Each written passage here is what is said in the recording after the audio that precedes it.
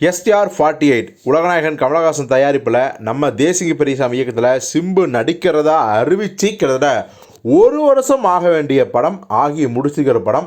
இந்நேரம் ஷூட்டிங் போயிருப்பாங்க அப்படின்னு ரசிகர்கள்லாம் வலிமேல் விழிவைத்து காத்திருந்தது போல் இந்த படத்தோட அப்டேட் வராதா, குறிப்பாக ஷூட்டிங் அப்டேட் வராதா அப்படின்னு ஒவ்வொரு நாளும் செய்தித்தாளை புரட்டிட்டு இருந்தாங்க.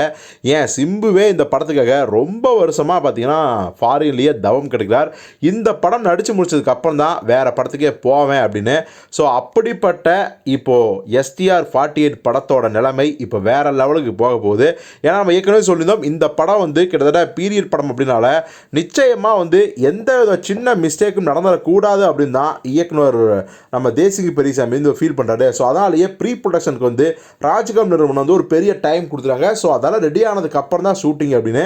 இதில் முதல் கட்டமாக பார்த்தீங்கன்னா இந்த படத்தோட சினிமாட்டோகிராஃபர் யார் அப்படிங்கிறத சூஸ் பண்ணிட்டாங்க. வேறு லெவல் சினிமாட்டோகிராஃபர், குறிப்பாக ஆக்ஷன் படங்களுக்கு பேர் போன ஒரு சினிமாட்டோகிராஃபர் அப்படின்னு சொல்லலாம். அவர் வேறு யாரும் இல்லை, நம்ம சத்யன் சூரியன் அப்படிங்கிற சினிமாட்டோகிராஃபர் தான். ஏன்னா சத்யன் சூரியன் அப்படின்னு சொன்னாலே கண்டிப்பாக அவருடைய படங்கள் வேற லெவல் ஆக்ஷன் த்ரில்லராக இருக்கும். அந்த படங்களில் சண்டை காட்சிகளும் சேசிங் காட்சிகளும் பயங்கரமாக இருக்கும்.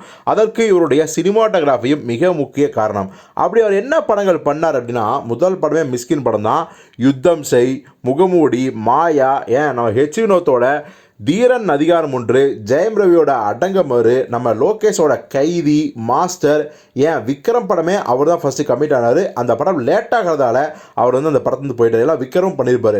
ஸோ இப்படி பல ஆக்ஷன் படங்களுக்கு தெரிக்க விட்ட சத்யன் சூரியன் தான் இந்த STR48 படத்தோட சினிமாட்டோகிராஃபர் அப்படிங்கிறத கமிட் பண்ணிட்டாங்க. ஸோ நிச்சயமாக அந்த படத்தோட விசுவல்ஸ்லாம் தெரிக்கும். குறிப்பாக சண்டை காட்சிகள்லாம் அனல் பறக்கும் அப்படின்னு நம்ம உறுதியாக சொல்லலாம். ஸோ யாரெல்லாம் சத்யன் சூரியன் சினிமாட்டோகிராஃபர் பண்ண படங்களை ரொம்ப விரும்பி பார்ப்பீங்க, அவருடைய சினிமாட்டோகிராஃபிலேயே உங்களுக்கு பிடிச்ச படம் என்ன அப்படிங்கிறத கமெண்டில் சொல்லுங்கள்.